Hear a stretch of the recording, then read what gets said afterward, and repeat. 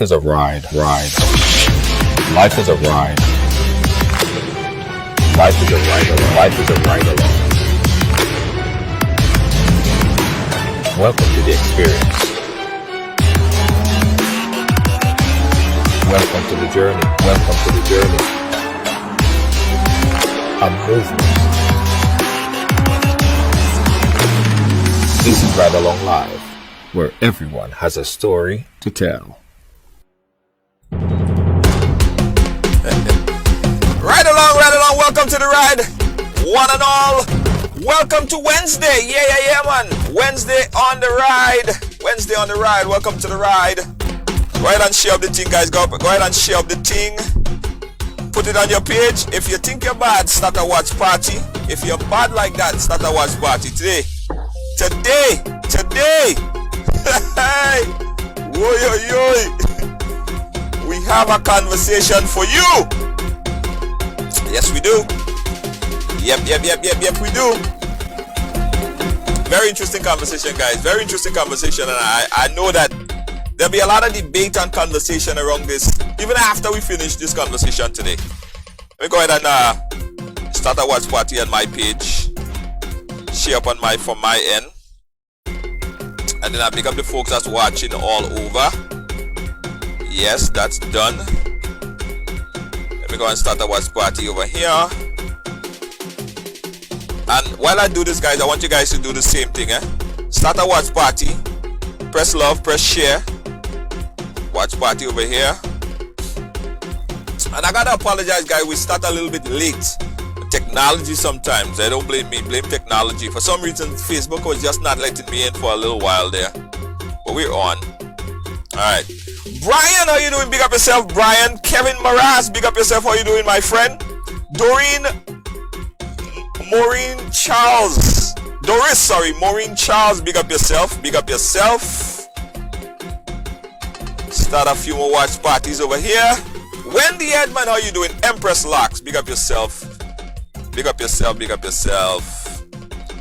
Alright, I think I did my due diligence over here. 1, 2, 3, 4, page, share. Alright, we're in, we're ready. Hey, Deanne Fraser, how you doing? Big up yourself, Deanne Fraser. Nelsia Charles, sharing all the way from Toronto, Canada. Big up to the folks that's watching over there in Toronto, Canada. As you're coming, guys, go ahead and share the thing. As I said, we have an interesting discussion today. Yeah, my next guest, he's not a stranger to the ride, and he's not a stranger to controversy either. We're gonna talk a little bit about my next guest proposal. You see him right there, Mr. Charlie Spice. He got a lot to say, a lot to talk about, a whole lot to talk about. I hope you got a lot of that water, Charlie. You're gonna need it. Let me tell you guys about my guest proposal. As we start a little bit early, guys, let's go right into the thing, right? So this is Mr. Charlie Spice. He is from Barbados. He's been on the program before. If you guys remember, during the I believe the last Bayesian election that was held, initially Mr. Charlie Spice was the campaign manager for then candidate Natalie, all right, who was a former sex worker turned politician. So Charlie Spice started off as the campaign manager for her. He appeared on the program during that period. We had a lot of conversation, but there's a lot to Charlie. So we go understand Charlie all over again. If you're seeing Charlie for the first time, Charlie, I know there's a lot that you could tell us about yourself. I don't know where you will start without taking up the whole show. Try to be as short as possible. Tell the people again, who is Charlie Spice? Okay, George. First of all, I want to thank you for inviting me on to your show once again. It's a pleasure to be here, and I'm very appreciative of the opportunity to talk about myself, my organization, and the recent proposal I made to the Ministry of Home Affairs in Barbados, which is going to be followed by my proposal to the Ministries of Home Affairs across the entire Caribbean region. So thank you for having me. Let me start by giving some background information on myself. I have been involved in the sex and adult entertainment industry for well over 30 years. I started off in Los Angeles, where I spent about 3 years in the industry, and then I moved to Germany for about 4.5 years, Switzerland for about 6 years, and then Eastern Europe. And all that time I worked in the industry. I should also state that I was a sex worker in the beginning as a male escort and a male stripper in Los Angeles. I wouldn't try to do that now at my age, but when I was young and fit and had an amazing body, I could get away with it back then, but I certainly wouldn't try that now. I have recently, well, in the last 2 years, I formed an organization called the Adult Industry Association. And this is an international organization that identifies and addresses the problems that exist within the sex and adult entertainment industry with the objective of finding solutions to mitigate the impact of these problems on sex workers, prostitutes, strippers, webcam performers, also business owners in the industry, as well as consumers in the industry. Right. So we encompass the full 9 yards of the industry. So let me get it right. So your organization is set up to protect the sex workers, the dancers, the strippers in the adult industry. Absolutely correct. And we do this by establishing strategic partnerships with police departments around the world, immigration departments around the world, right, HIV/AIDS organizations. We try to partner with anti-human trafficking organizations, right, so that we could assist them in their efforts to stem this major problem that we're having globally and particularly in the Caribbean, since this is where we are. So let me ask you a question as we're starting off, right? Do your organization make money by protecting those sex workers?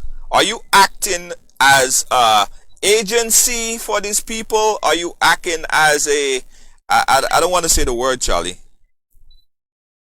Is it like okay, let me expand on what you just said. The Adult Industry Association does not offer sexual services. We do not offer sexual products. As a matter of fact, we do not allow pornography or sexually explicit content on our website, because that is not the focus or the objective of the organization. We are a non-governmental organization trying to make the industry a safer, a better, a more rewarding, and certainly a more pleasurable space for work, business, and pleasure. Do you counsel women? Absolutely. Do you counsel women and try to mitigate and assist them? Women that want to get out of the industry, women that, or men for that matter, it's not only women in the industry. Yes. People who wants to do something better with their life or different with their life. Do you counsel them? Yes. If someone in our membership base wanted to get out of the industry, it is part of our remit to assist them, give them advice, and show them the best way to exit the industry. Okay. All right. So it's not like you're acting as a pimp to these women. No, that is not our focus. We do not. Many of the people who are members of our organizations may themselves be prostitutes or other types of sex workers, but we do not get involved in their activity. We do not manage their sexual services. We are here as an organization to assist when they have problems, whether it's human trafficking, whether it's health-related issues, whether it's psychological issues. We are here as a support forum or platform for them. Right. How does someone become a member of your organization? That is very easy. The website is adultindustryassociation.org, and one need only go to the website and sign up as a basic member, which is free of charge. Right. Absolutely free to be a basic member. However, if you wanted to become a premium member, which is important to professionals in the industry or business owners in terms of promoting their products and services, this allows them to be able to use our premium features. Then there's a cost of $50 per year to be a premium member. A premium member. All right. So I want to get it straight. Your organization is not a part of the sex, directly a part of the sex industry, although it's adult. What's the AIA? Adult Industry Association. Adult Industry Association. You're not a pornography site. You don't push or endorse pornography. You don't sell sex toys. You don't promote. You don't have this particular items in your business portfolio. Absolutely. So, yeah, go ahead. We are not here, although we do not promote sexual activity. This is not our focus. We are not against the industry. I mean, I have been a part of the industry for over 33 years. I have no issue with the industry. I have no problem with anyone who wants to be who is a prostitute or a stripper. We are here to look at the problems. And when I was in Eastern Europe, that is when I got first-hand knowledge of all of the atrocities that can actually transpire in this industry. I have seen firsthand every problem that can happen. So with your experience, you able to talk to women and guide them if that's something that they want to do. Tell them about the good and the bad, things that could possibly happen, or to protect themselves in many different ways. Absolutely, George. It goes further than that. We're not only here to assist men and women who are part of the sex and adult entertainment industry. We are also here to assist the authorities, the police departments, the immigration departments, the government officials who have an interest in what is going on within the industry. We are here as a support mechanism for them. We're using our extensive knowledge and understanding of the dynamics and mechanics of the industry to assist them in their efforts to combat the problems that exist, such as human trafficking, rape, other forms of physical violence, extortion, corruption. These are some of the things that stem from the industry, and it is with our help that they are better enabled to address these issues. Right. All right. So guys, let me tell you again. Charlie Spice, he is the head or the CEO or the president, yes, HNIC of AIA, Adult Industry Association. Right? That's what Charlie Spice do. He's a former male stripper. He understands the business pretty well. So let's move to the proposal that you have in mind that you presented yesterday to the Home Office there in Barbados. Tell us your proposal and what you would like to see for the organization for this business in Barbados and the rest of the Caribbean region. Since we launched the Adult Industry Association, we have been receiving countless numbers of complaints from sex workers across the Caribbean and around the world, because AIA is an international organization. I happen to be from Barbados. We happen to be based in Barbados, but we are a global organization. And in the last 2 years, we have had quite a few complaints from women who work as exotic dancers in adult clubs around the region, complaining about not having the right to perform with proper documentation, which leaves them at risk of being violated in terms of trafficking, extortion, and being the victims of other human rights and violations and other criminality. As a result of this, we came up with we took time to to think up a strategy that would be in the best interest of the girls who perform, the club owners, and also the government. When you say perform, what exactly you're talking about? What performance you're talking about? We're talking about women who come to the Caribbean or who are already in the Caribbean, Right. who go on stage at adult clubs and perform exotic routines for the pleasure of patrons of the club. Now, the clubs are, in most cases, a legal entity. Clubs in Barbados are registered, they pay VAT, they pay taxes, and so there's nothing illegal about the clubs as a business. There's nothing illegal about dancing, and if you're doing exotic dancing, which is for adults, then of course the club should operate under certain guidelines and to exclude people under 18. But there's nothing illegal about a dancer dancing on stage at a club that is registered to provide entertainment. Right. Lydia James is asking, what is the age group? What is the age group of these women or ladies you would represent? Well, you have to be a minimum 18 years plus to be a member of the Adult Industry Association. But the women who have complained to me in the last year or to the association about the conditions under which they operate as dancers in the Caribbean are between 18 and 35, I imagine. Also, I don't think I completely answered the question about the actual proposal. Right. We are asking the ministers of Home Affairs in the respective islands in the Caribbean to consider amending the Immigration Act to enable dancers to apply online or at the immigration office for an entertainer's permit, similarly to a recording artists come into Grenada, Barbados, or Jamaica to perform.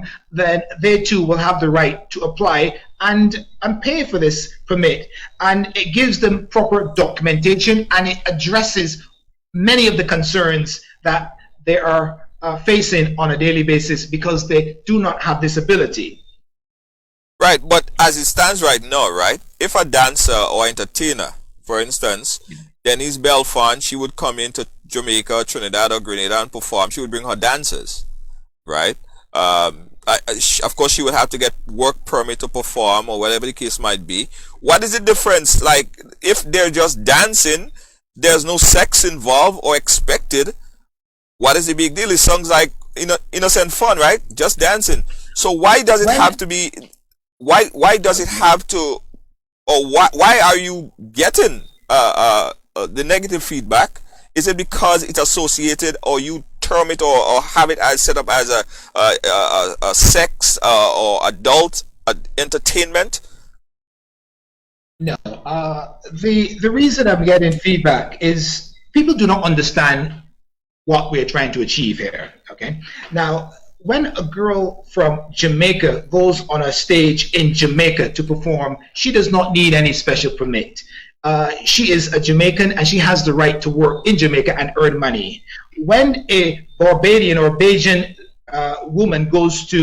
dancer goes to Jamaica, gets on a stage, she needs permission, documentation to do so legally. This is the part where it starts to get a bit into the gray area. Right. So when foreign dancers come into a jurisdiction, they need proper documentation to perform. And I know that people will have moral issues, and those from the Christian community will be up in arms against this. But and I totally respect their views, but I, as the head of an organization that deals with real problems on a daily basis, we have to look at the fact that there are thousands upon thousands of women across the region who are performing on a daily basis, and they are at risk of human rights violations. They are at risk of being arrested and deported for working illegally in a country. And because of this risk,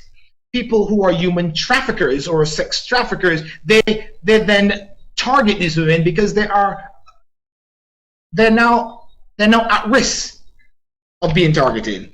And so there is a need for some type of structure, because the industry has existed before I was born. As a kid growing up in Barbados, I've known places where women perform exotic or erotic routines.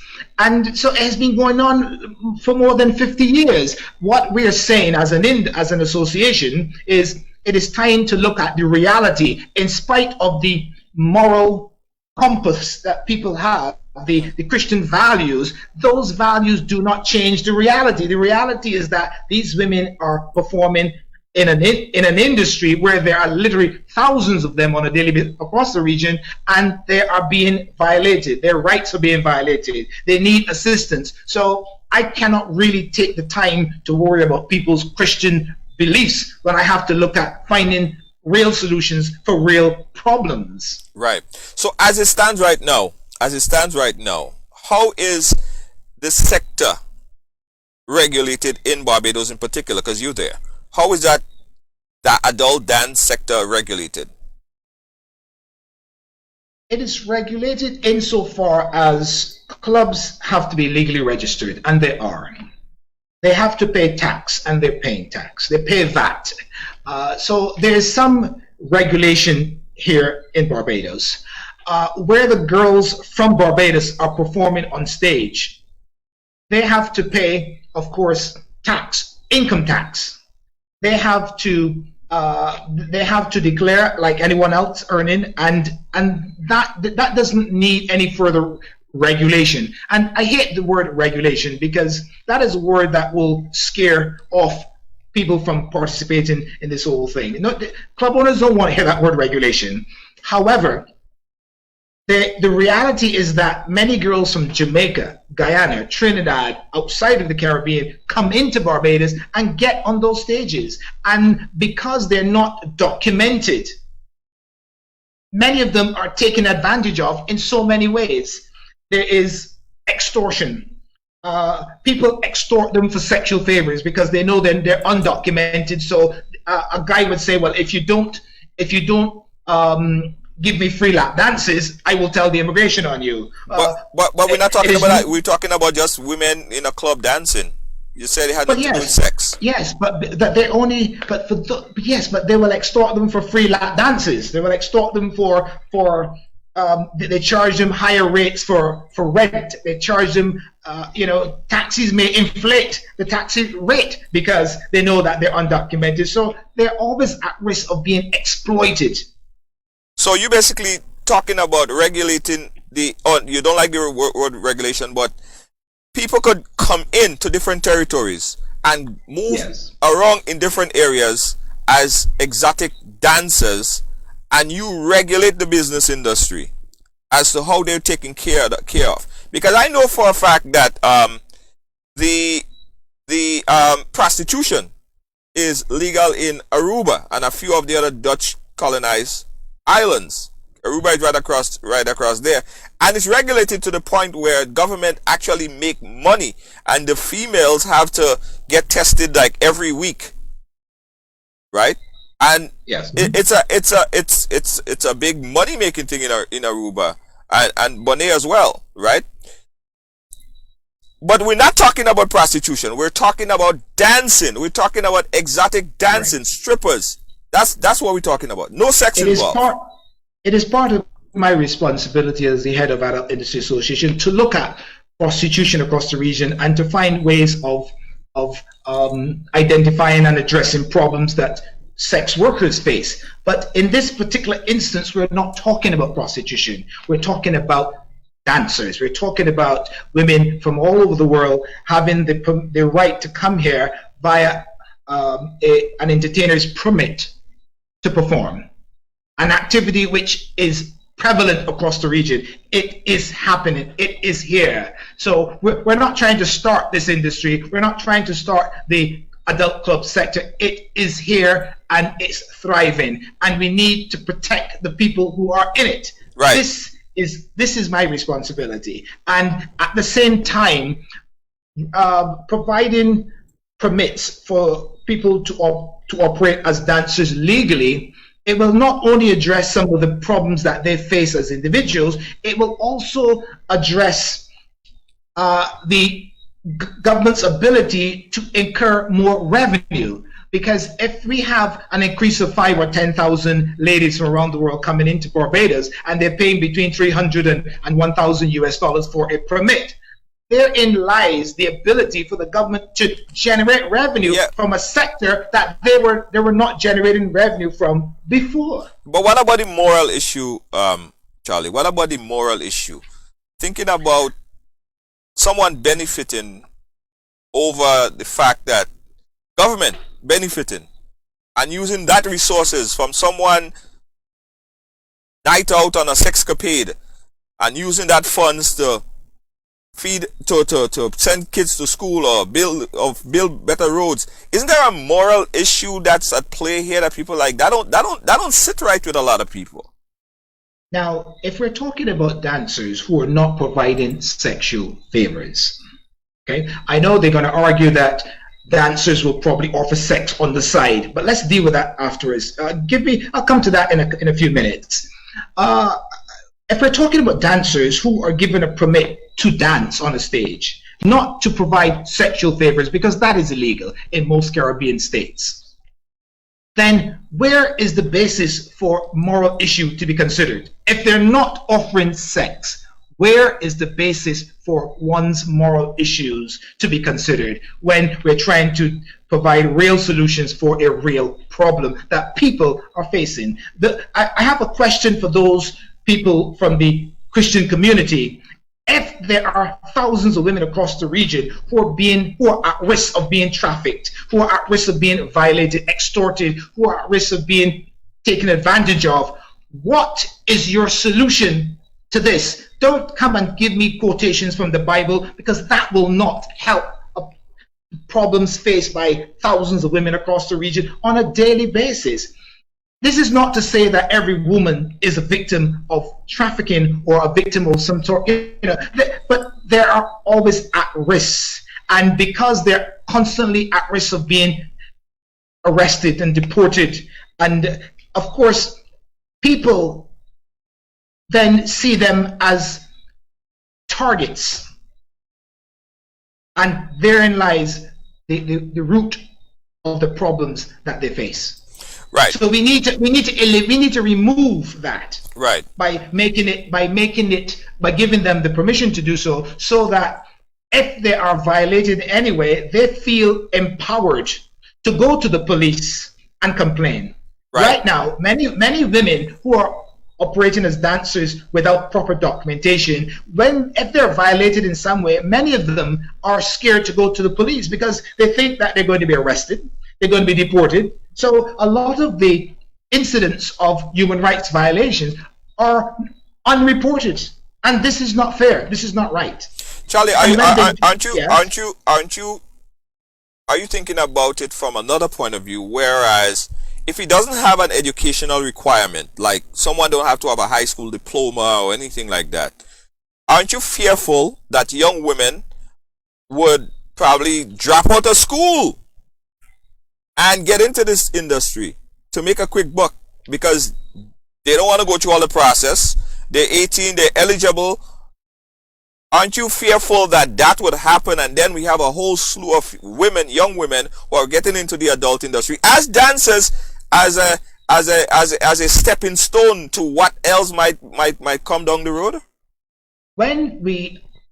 If governments were to accept this proposal, then of course they would have to present guidelines for clubs to operate under, such as there's an age requirement that has got to be observed.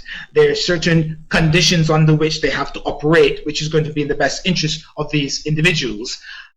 Dropping out of school is a problem that we have already in the Caribbean, and this is not a problem that the Adult Industry Association is directly concerned about. We, of course, as an individual, I am, but this is for the Ministry of Education to look at, and this is already a problem that exists. They're dropping out of school, and many of them are already going to clubs because they now have become 18 years old, and they're legally able to decide what they want to do. They're dropping out of school and they're getting into drugs. They're dropping out of school and going into prostitution wherever. So this problem already exists, and it's not a problem that the association is primarily responsible for addressing, or even though we will discuss this with the Ministry of Education, because recently I had cause to complain about the level of sexual activity which is growing out of control in Barbados with underage children. There were so many videos circulating with schoolgirls in school uniform having sex, and I was very concerned about this because these are individuals who are at risk of being trafficked, at risk of becoming forced into prostitution. So, they're also at risk of pedophiles from around the world seeing Barbados as a destination to find underage individuals for sexual purposes. So I made a complaint in the press that the Ministry of Education has to take a serious look at this. And we're prepared to sit with you and talk about addressing this problem. And our Minister of Education came out within 24 hours and made a statement that they were going to take this very seriously.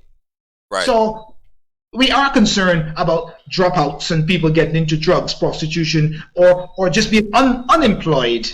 Right. Or unemployable. Yeah.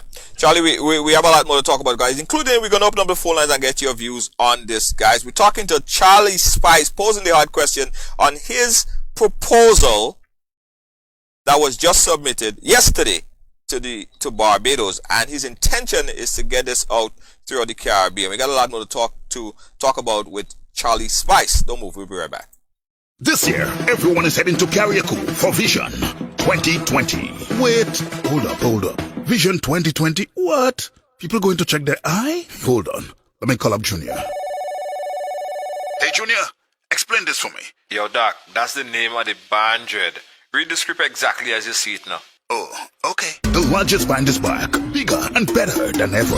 Imagine 2020 masqueraders in Carriacou for Monday Night Mass with the brightest lights, the most exciting packages, and the best prices. With packages starting as low as $50 easy. Yes, I said it. Packages starting as low as $50 easy. Now, that's amazing. Play Monday Night Mass with amazing colors. Vision 2020, sponsored by Clark's Goodwell. RideAlongLive. The mass camp is located directly opposite the tennis court. For more information, call 425-0624, 407-1288, or WhatsApp at 347-524-7635. Our amazing colors on Facebook. Vision 2020, Kayak Mass. Bigger, whiter, and better. Vision 2020 Kayak Mass, bigger, brighter, better. See you guys in Carriacou for Kayak Mass. Charlie, earlier you said something. I think I just played it back in my head here. You said something to the effect that this is already happening in the Caribbean region, unregulated, meaning that this is Grenada have this happening underground. Probably it's in Trinidad. It's all over, and we know nothing about it. Is that a fact? Everybody knows about it. Everybody can tell you where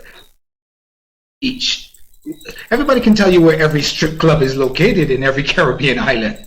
They can tell you which rum shops have on Saturday nights or Friday nights exotic dancing somewhere. Everyone can tell you who to contact in order to get an invitation to a private event where dancers perform. There is a tremendous amount of activity within this sector in each of the Caribbean islands, and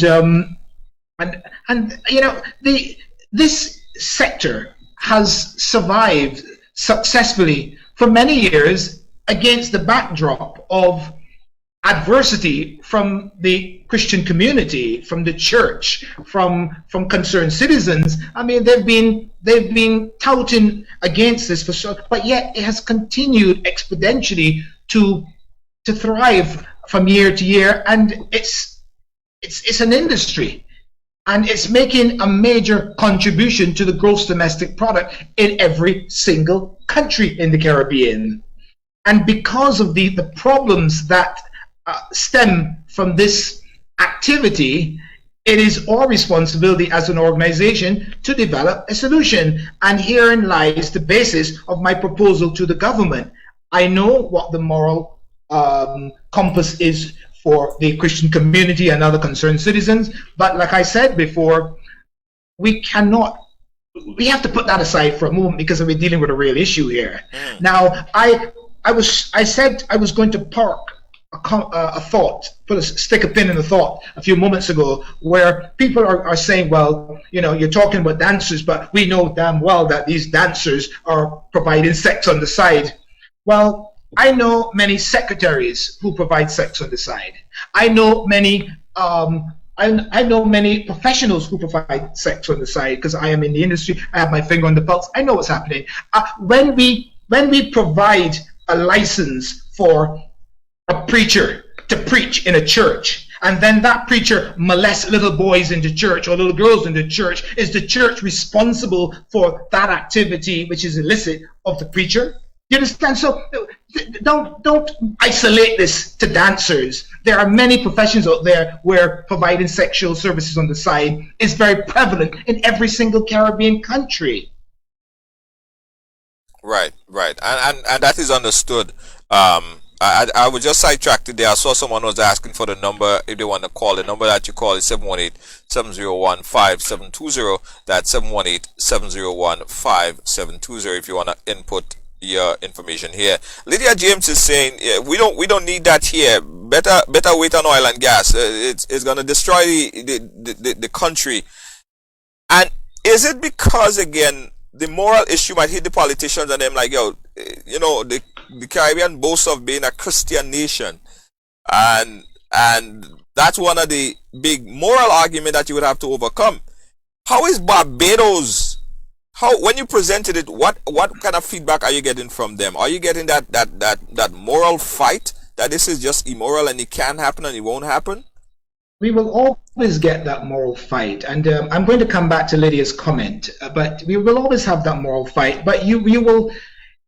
It is a fact that the reason this sector has prevailed over the years is because the majority of people in each Caribbean country, including Grenada, enjoy this type of entertainment. This is the only reason that the adult club sector has prevailed, because most of the people want this. And the people who are complaining loudly are usually the minority.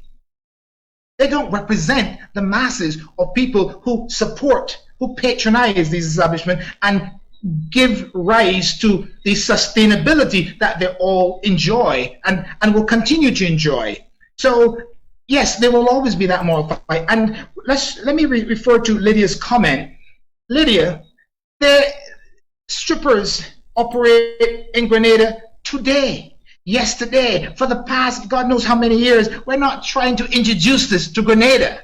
We're saying that those who are performing in Grenada, they need assistance to minimize the possibility of being violated.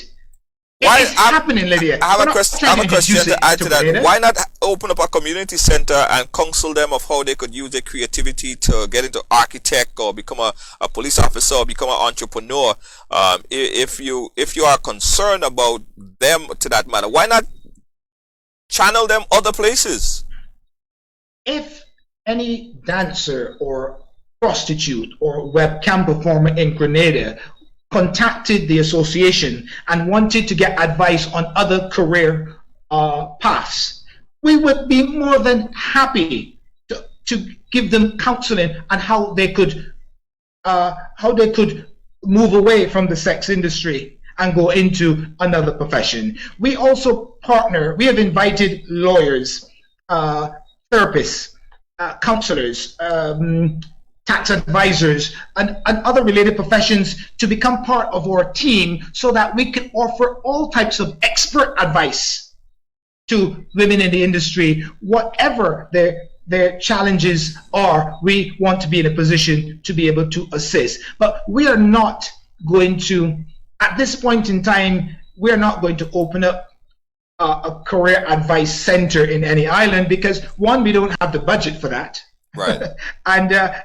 But if anyone came to us for career advice as an alternative to being in the sex industry, we are very happy to give them the benefit of our knowledge or expertise. Right. So you're not gonna, they have this nicotine patch that they put on your hand to get you away from smoking. You're not gonna provide. You're not in the business of providing a nicotine patch. If they seek the information, we will tell them where to buy the patch if this is what they need. Right. You tell them, you'll direct them where to buy the patch, but it's not like that's your primary business model. No. Okay, got you, guys. We're talking here to Charlie. Now, Charlie, another thing which I find might be a little bit of an uphill battle, especially as it deals with governments accepting the proposal, and that's just me, just thinking from the top of my head. All right.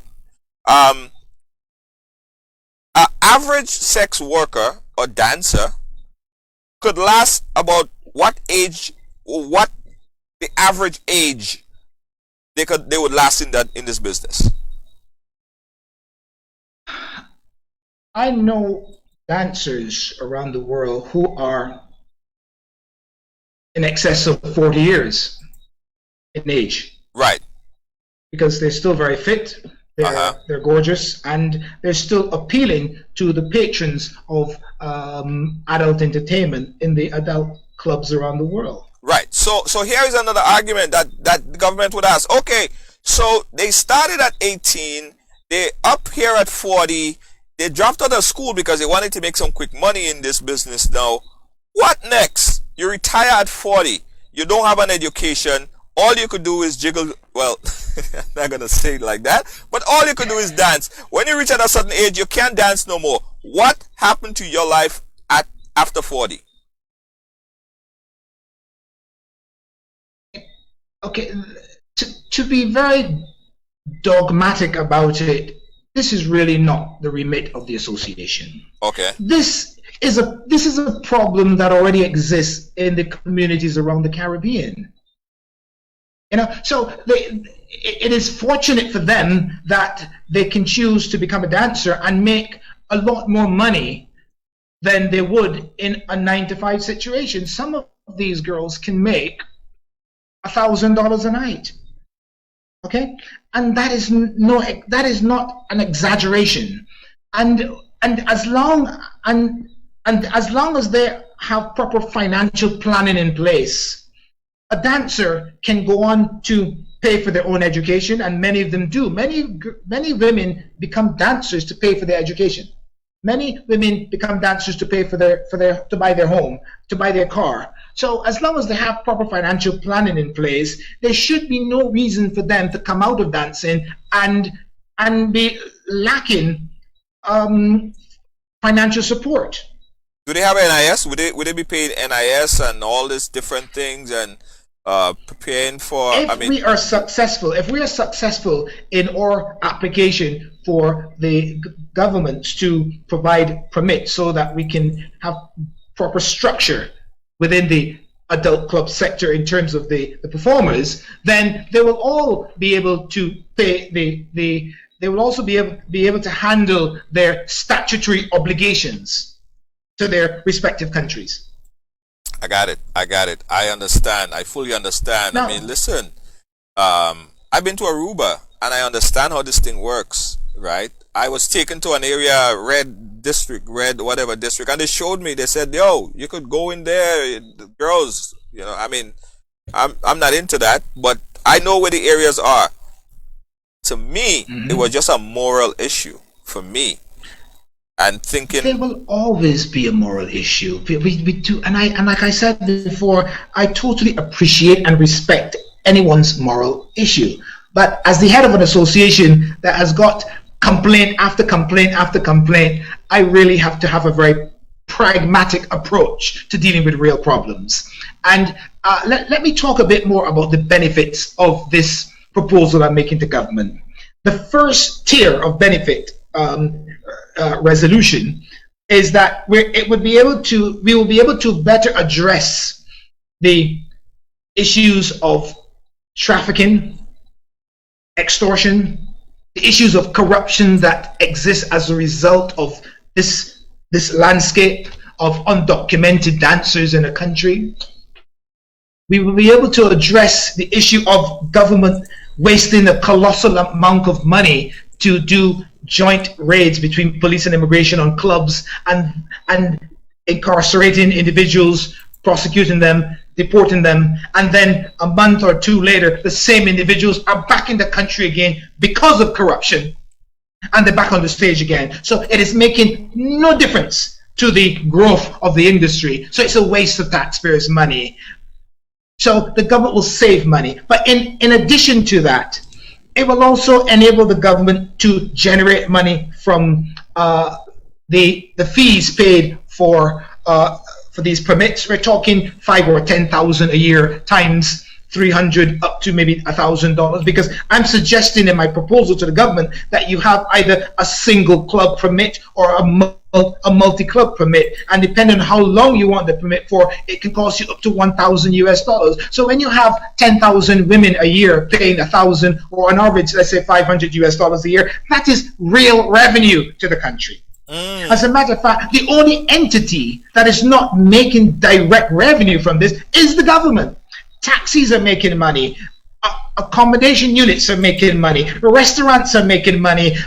Beauty salons and beauty parlors, they're making money. The government is the only entity that's not making money from a sector that is exponentially growing from year to year for the past 50 years. So if you want to talk about political expedience, let's talk dollars. Let's talk in additional revenue. Let's talk about foreign currency. When you have all these girls coming in, first of all, when you're offering the ability to apply online for a permit, you're not going to have girls who are unafraid to be deported. You're now going to have a higher caliber of dancer from all over the world. And when you have top shelf dancers coming into the Caribbean, you're going to have top shelf clients coming down as well. So it's going to increase tourism traffic. It's going to the girls themselves are also tourists, because they're coming not only to perform, they're coming to go to the beach and have a suntan. So we have to consider them as tourists. So that is going to increase foreign currency revenue generation. It is also going to increase foreign direct investment, because the only reason major entertainment groups around the world have not invested in a major way to set up adult clubs is because they cannot do so under the threat of the girls being deported at any moment and they're losing their revenue. So once you bring some structure to that by giving permits to the girls, it means that you are now able to encourage foreign direct investment, where a club owner might invest $5 or $10 million to set up a massive establishment, and now we have more patrons spending more money, and it's a win-win for everyone. But our primary concern as an association is to address the human rights violations, firstly and foremost. So you're talking about increasing GDP. You're talking about creating another sector. So that's like a kid going to school. Let me stop you there. I am not creating another sector. I am bringing some structure to an existing sector. Okay, all right. So someone would now say, okay, well, what do you want to be in school when you grow up? I want to become a doctor, a lawyer, a sex worker. That's what I'm talking about, another sector. You are the government is giving right to it. The government is saying, yes, this is something that is perfectly fine. So you basically open and appreciate, and the government is appreciating the fact that this is another promoted sector. The discussion about a girl or a guy wanting to be a dancer or a sex worker never takes place in a school. It has never, and it will never, okay? Or society, it's not conducive to that. But the fact is, the girls and boys at school right now are already planning to jump into this industry. The money that they can make is the pull. You're not going to stop an industry when people can make this kind of money. When you offer a 9-to-5 at a petrol station and they're making $100 a week or $150 as opposed to making 500 in one night, where do you think they're going to gravitate towards? But Charlie, that argument is the same argument a drug dealer could make. That is the same argument I could make as a drug dealer. You can make quick money. You don't have to go work a 9-to-5. Hey, go sell some whatever. Make some quick dollars. But what I is the have to agree with longevity? you. What is the However, that's creativity? not an argument that I'm making. I'm making an argument. But that Hang is on, that, George. yeah. I'm talking about a legal activity, which is dancing. People keep stressing on sex workers. We're not talking about sex workers. I'm talking about in this money. particular instance. If it's all about if it's a conversation about money, there's a lot of ways that money could be raised. I think that governments could think of a number of other things and ways to make monies, right? There are triple times I go to Grenada in particular, and I'm like, why they're not doing this? Why they don't so much different things, right? That they could make money. Now, by appreciating and opening up this as a government promoted project, I firmly believe that what you might see happening is that attention or that vision or that kids coming out and expecting and want to go into something like that. And we're talking about the money argument again. That's where I wanted to talk about the money argument. If it was all about the money, a son or a daughter could say, I don't want to go work a 9 to 5. Instead, I want to go and sell crack cocaine. Because I want to make fast money. I don't want to go and sit down in nobody's office. But there's no longevity in that. George, our association does not glorify the sex industry. We do not encourage people to get into the sex industry. We are looking at it from a pragmatic perspective. It is here. Right. We're looking at solutions. So we don't tell little girls at school, why waste your time studying when you can go on a pole and twirl your bum and make $1,000 a night. That is not our function. This is not our role. Right. Are you with me? This is not our role. As a matter of fact, I don't remember ever telling someone that they should not become a doctor and become a sex worker. I don't remember ever telling anyone that.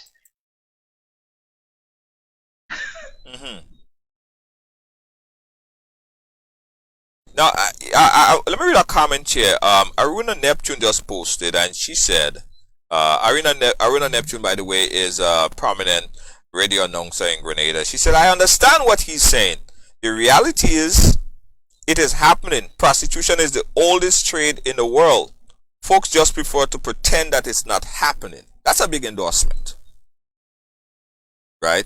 The fact is that you are basically organizing the thing. Like how everyone is calling for legalization of marijuana. Organize the thing where the government could benefit from it. It's legal in Canada and other places, and they're making a lot of revenue from it. Not to stray away from the fact that you're not dealing with drugs, you're dealing with adult exotic dancers here.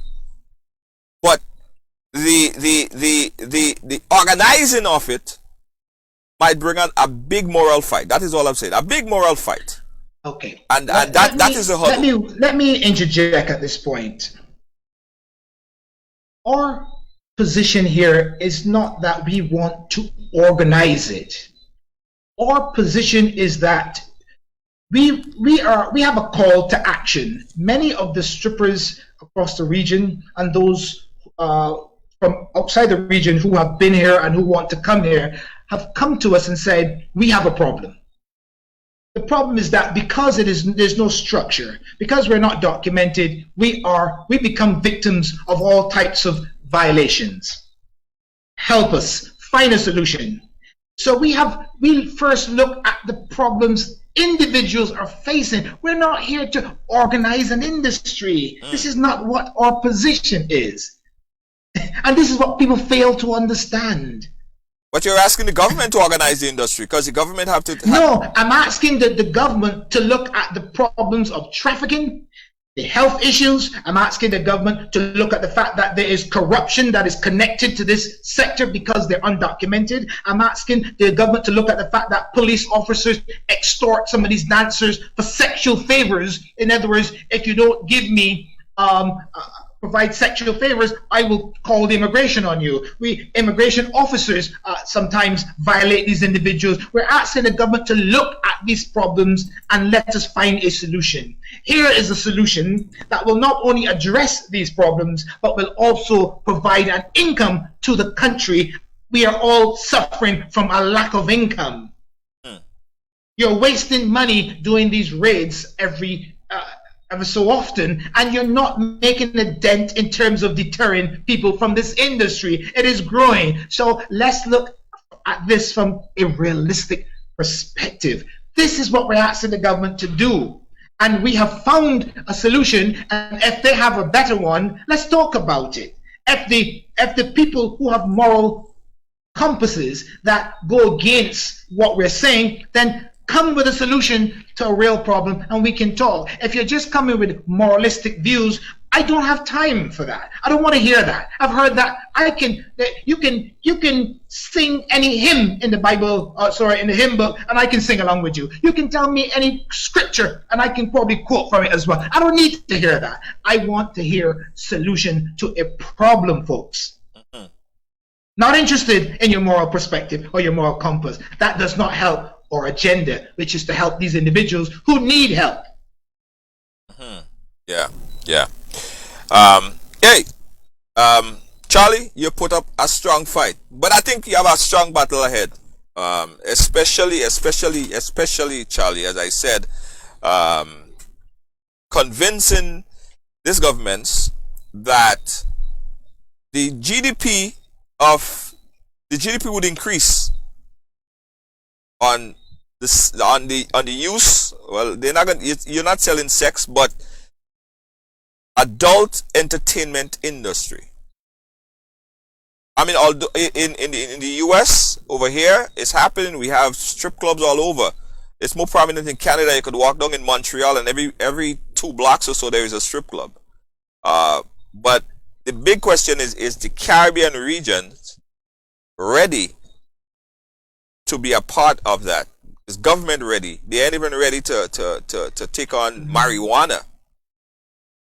There are a number of considerations that we have focused on, and I am well aware that this is going to be a challenge, but it is my responsibility to present a solution to a real problem, and we have done so. Right.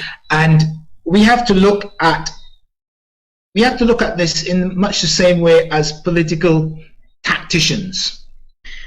It's all about political expedience. So we're going to be conducting polls and doing petitions and getting signatures, and we're going to find ways to prove to the government that the majority of constituents, that's a very key word here, but it's all about the constituents. We're going to show the governments that the majority of their constituents want this. As a matter, we're also going to show that they're going to be satisfying the international organizations that are against human trafficking. The Caribbean governments have been accused for the past years of not doing enough to combat human trafficking. And as a result, they've started to rally to find ways to satisfy the international community, because it's an embarrassment to the Caribbean that we are not doing enough to stem the incidents of human trafficking and sex trafficking, etc. So here is the solution. You know, we have to think about political expedience all the way through, and we're going to go through the process, and we may not succeed in some jurisdictions, we may not succeed in any jurisdiction, but we are doing what we are supposed to do. This is my job. This is what the association is supposed to be doing, and we're doing it. And if the governments fail to support what we're trying to do, well, then we're happy to look at alternatives. We're happy to let them suggest what the alternatives are, and we will support them, because who better than us to know if an alternative is going to be in the best interest of people in this industry than the experts from Adult Industry Association. Well, Charlie, let me read some of the comments that some folks are saying here. Veronica is saying, I understand the fight, but Caribbean people full of closed-minded people and stuck in their ways. Good luck. Wolfgang is saying Charlie won the case for exotic clubs in Grenada. Kami is saying free up the TT. let me do a call here by everyone that's watching. Let me see if you guys agree. If you guys agree and are saying yes to Charlie's proposal, I want you guys to press the heart. If you disagree to Charlie's proposal, I want you to press the thumbs up. So if you agree, I want you to press the heart. If you disagree, I want you to press the thumbs up. Let me see what you guys are thinking. Let me know what's on your mind right now. Let me hear if Charlie got a good case here on the ride today. Go ahead, guys, vote. You're gonna press the heart if you're supporting and you say yes, or you press the thumbs up if you say no. Press it right now, guys. Let me know what you guys think. Press it right now, guys. Press it right now. Let me know what you guys think. Charlie getting some support. Charlie getting some good support. I need all the support I can get. Yeah. Yes. Keep pressing it, guys. Keep pressing it now. Remember the heart. The heart. If you say yes, the thumbs up. If you say no.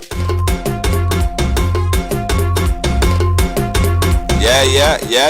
You have my producer's vote. You have Lynn, Lois, JJ vote on this.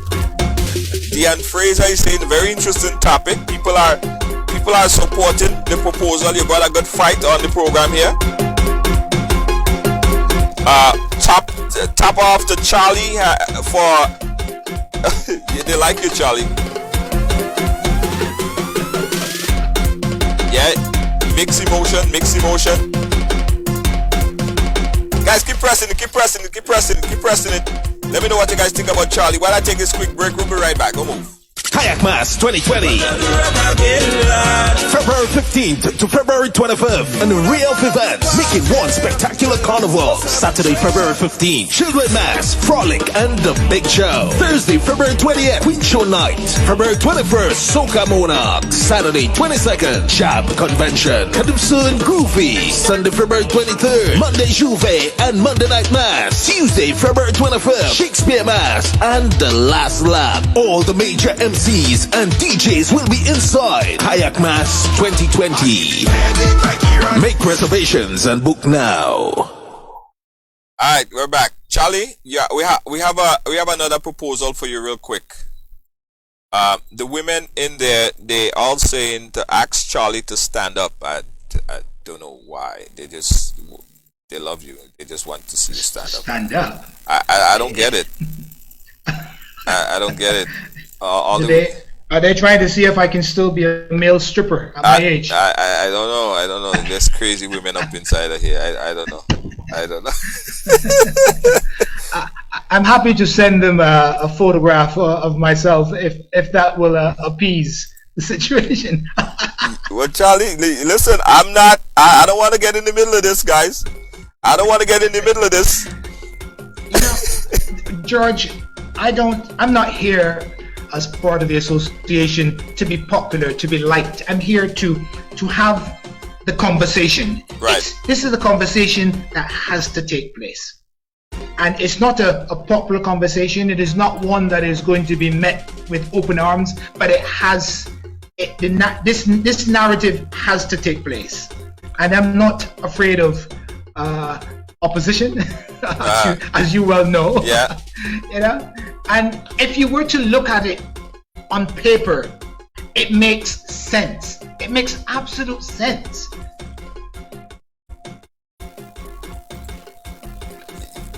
Well, Charlie, as I said, you know, I mean, the fight is going to be hard. You seem like you're up for the game. You're up for the fight. Different territories might be harder than some. But as I said, you seem like you're ready for the fight. What I would love to do is to make available a copy of my proposal to the ministries of home affairs across the region, to your audience, so they can be better informed about what we're trying to achieve. They've heard what I've had to say, but that can be reduced into a 2-page or 3-page document. It has already been reduced, and I'm happy to share that with your listeners. I would also like to invite your listeners to become members of the association, whether or not you are in favor of the adult entertainment industry. You can become a member to share your views against the industry. We welcome people who are for or against the industry to join the association to be part of the discussion. Okay. And how could people get in touch with you, Charlie? Where could they? What's your Twitter handle? What's your Facebook? How could they reach out to you? My Twitter handle is Charlie Spice. My Skype handle is Charlie Spice. My Facebook handle, Charlie Spice. The Adult Industry Association's website is adultindustryassociation.org. I repeat, adultindustryassociation.org. And I'm unable to publish this on Facebook or Instagram because of our name. We've been blocked by the algorithm of Facebook, so we can't publish it online on Facebook. I've already submitted an official complaint to Facebook to unblock it because we do not go against their community standards. Right. Okay. All right, Charlie, I'm going to share it there so folks get some more information on it. And thanks for bringing the argument here. Charlie, we have a program, right? We have a new program that we're starting called the Court of Public Opinion. And I want to invite you probably sometime later next week or whenever you're available to come on the program again. It's a brand new program on this platform, but it's a kind of program where we want to have this type of rigorous debate on topics in the court of public opinion. So that's something I want to invite you on. Absolutely. Later. Yeah, they upset at me. Listen, I don't get involved. If all you want to get in touch with Charlie, inbox Charlie. They tell me I'm blocking because I don't want you to stand up. All you go on inbox Charlie over on his page. He go stand up. All of this stuff for you guys. All right. This is my time here. Charlie, any closing words before you leave? I would like to thank you personally for giving me the opportunity to come on your platform to talk about the association, about myself, and what our objectives are. I would like to thank your audience for weighing in and sharing their views, whether they're for or against what I'm trying to achieve. And I look forward to the battle ahead. We're certainly going to give it a good fight, and we are already successful by having the opportunity to present the argument. We feel that we've already achieved a lot by being here, and I look forward to being on your show another time. And this new program you're having, I'm more than happy to come on board and be a guest on that as well. The Court of Public Opinion. That's the perfect platform for you to come on there. Before we came on and I posted that information there, we got a lot of backlash. People that was thinking that we're coming here to promote adult sex industry. That's never the intention. I tell people, before you understand the whole thing, you're quick to criticize. Sometimes you have to slow down a little bit. I had to ask Charlie certain things because there are very much questions that's in the public domain that need to be asked. Charlie Angley self. But anyway, Charlie, we'll keep in touch. All right, and let me know how you're progressing across the region for you. Thank you very much. All right, have a good evening. Yourself. Yeah, guys. So listen, I don't getting involved with all your thing. I'm watching Deanne Fraser comment. This is not 50 Shades of Grey or whatever the name of the movie is. All right, contact Charlotte. Anyway, guys, thanks for watching. Thanks for being a part of our program today. Keep an open mind. That's all I can say. Keep an open mind. Let's continue the discussion. Because I really wanna. I wanna see where everyone's mind is. I'm trying to look at comments and and really try to understand where some of you guys' minds are in terms of this idea proposal that Charlie just submitted. Let's continue the discussion, continue the conversation right here on the ride, alright? Guys, let me just tell you, big up some of our sponsors. Don't forget, if you're going to Carriacou, if you're going to Kayak Mass, it's all about the Carriacou Carnival Beach Fest that's happening on the 23rd of February. Yeah, Carriacou. Kayak Mass and good again. They'll see you at Beach Fest. Also, guys, don't forget, if you play Monday Night Mass, you play Monday Night Mass with amazing colors. The packages will be available on Saturday in Carriacou. Pick up your packages for amazing colors. Monday Night Mass is going to be so amazing.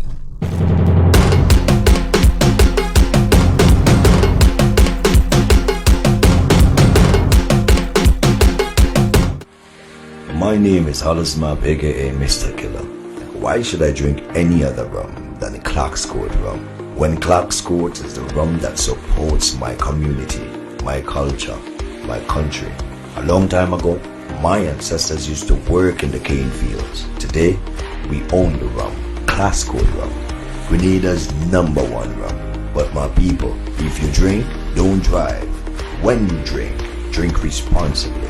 And if you're under 18, don't drink at all. Clark's Court rum, Grenada's #1 rum. Are you ready to spice up your life?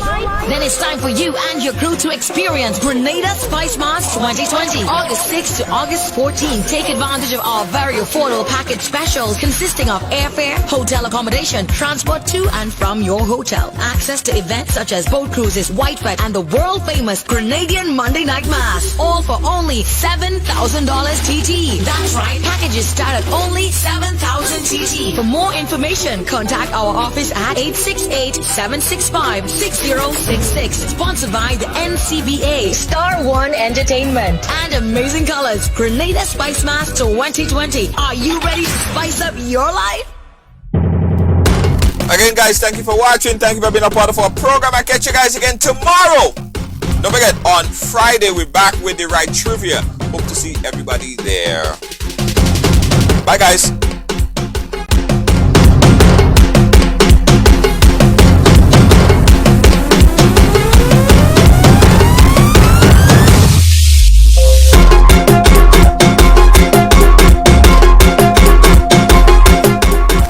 Don't forget, don't break our heart. It's a free CPR party, and that's taking place on the 14th. Yeah, this Friday, 14th, right there at Mass Mutual.